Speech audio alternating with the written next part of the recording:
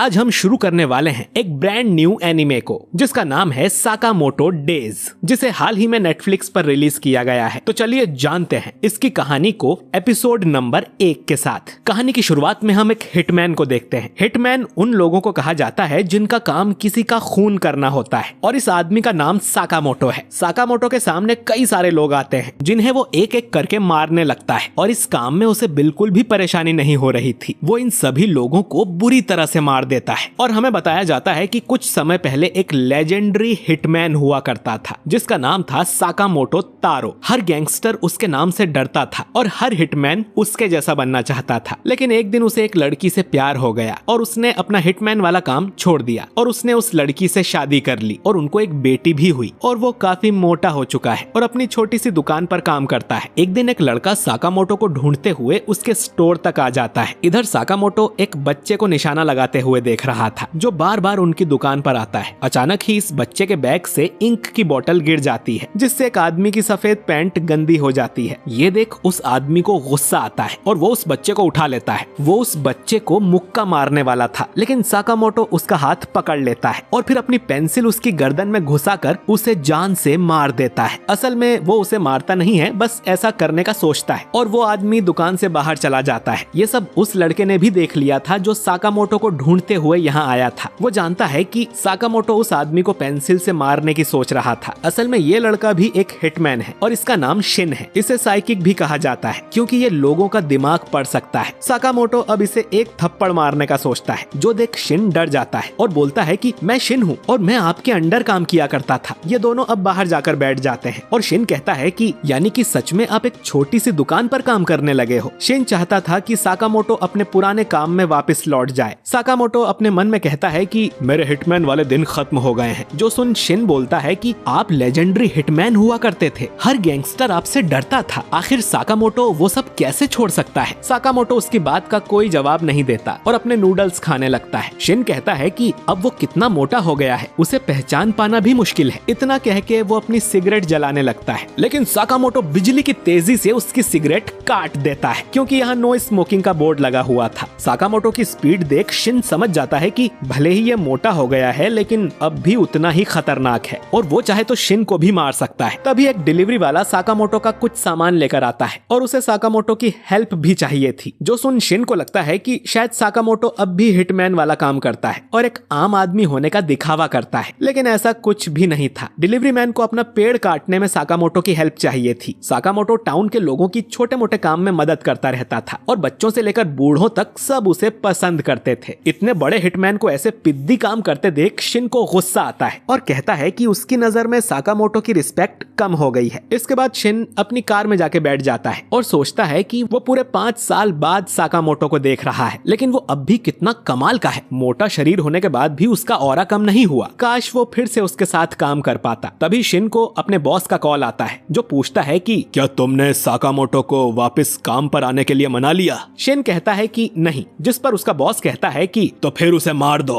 अगर कोई हमारी गैंग छोड़कर जाता है तो हम उसका सफाया कर देते हैं, यही हमारी दुनिया का नियम है। और अगर ये काम शिन नहीं कर सकता तो वो किसी और को भेज देगा। शिन को असल में साकामोटो को मारने ही भेजा गया था, लेकिन वो उसका बहुत बड़ा फैन है और ऐसा नहीं करना चाहता। लेकिन काफी सोचने पर शिन समझ जाता है कि उसके पास और कोई ऑप्शन नहीं है। अगर उसने साकामोटो को नहीं मारा तो कोई और मार देगा, तो अगर साकामोटो को मारना ही है तो ये उसी के हाथों होना चाहिए। अगली सुबह शिन वापस साकामोटो की दुकान पर पहुंच जाता है, जहां उसकी वाइफ कहती है कि तुम तो कल भी आए थे ना, पर शिन उसका कोई रिप्लाई नहीं देता और अपनी गन में साइलेंसर लगा के स्टोर के अंदर चला जाता है। शिन साकामोटो से कहता है कि वो आज टाउन छोड़कर जा रहा है, तो वो जाने से पहले साकामोटो को गुड बाय बोलने आया था। इसके बाद वो साकामोटो पर गोली चला देता है, लेकिन साकामोटो अपनी मुंह की कैंडी को बाहर थूक देता है, जो उस गोली से टकराकर उसकी दिशा बदल देती है। इसके बाद वो शिन पर एक आइसक्रीम फेंक कर मारता है और उसके सामने से गायब हो जाता है, और शिन उसका माइंड भी रीड नहीं कर पा रहा था। अब शिन का थोड़ा ध्यान बटाकर साकामोटो उसके पीछे से आता है और उसके मुंह पर एक जोरदार लात मार देता है, जिससे शिन दूर जाकर गिरता है और कहता है कि पता नहीं वो क्या सोचकर साकामोटो से लड़ने आया था। इसके बाद शिन बेहोश हो जाता है। शिन को जब होश आता है तो वो साकामोटो के घर में था, जो उसकी दुकान के ऊपर वाले फ्लोर पर ही है। शिन को साकामोटो की फैमिली के साथ डिनर करने बुलाया जाता है और शिन को समझ नहीं आता कि साकामोटो उसे अपने घर क्यों ले आया। कहीं इस खाने में जहर तो नहीं, लेकिन उसके शरीर पर जहर जहर का असर नहीं होता। शिन जब खाना खाता है तो वो उसे काफी टेस्टी लगता है। शायद उसने कई दिनों बाद घर का खाना खाया था और साकामोटो का भी पहली बार यही रिएक्शन था। शिन को आज ये खाना खाकर इतना अच्छा लग रहा था जितना उसे कभी कोई काम करके नहीं लगा, और अब उसे समझ आ जाता है कि इन छोटी छोटी खुशियों के लिए ही साकामोटो ने वो काम छोड़ा था। डिनर के बाद शिन साकामोटो को खाने के लिए शुक्रिया बोलता है और जाने लगता है। साकामोटो उसे एक बोर्ड दिखाता है जिस पर लिखा था थैंक यू, फिर जरूर आना। शिन अपनी गैंग के पास चला जाता है जहाँ उसका बॉस उसे काफी डांट लगाता है कि तुम उसे मार क्यों नहीं पाए।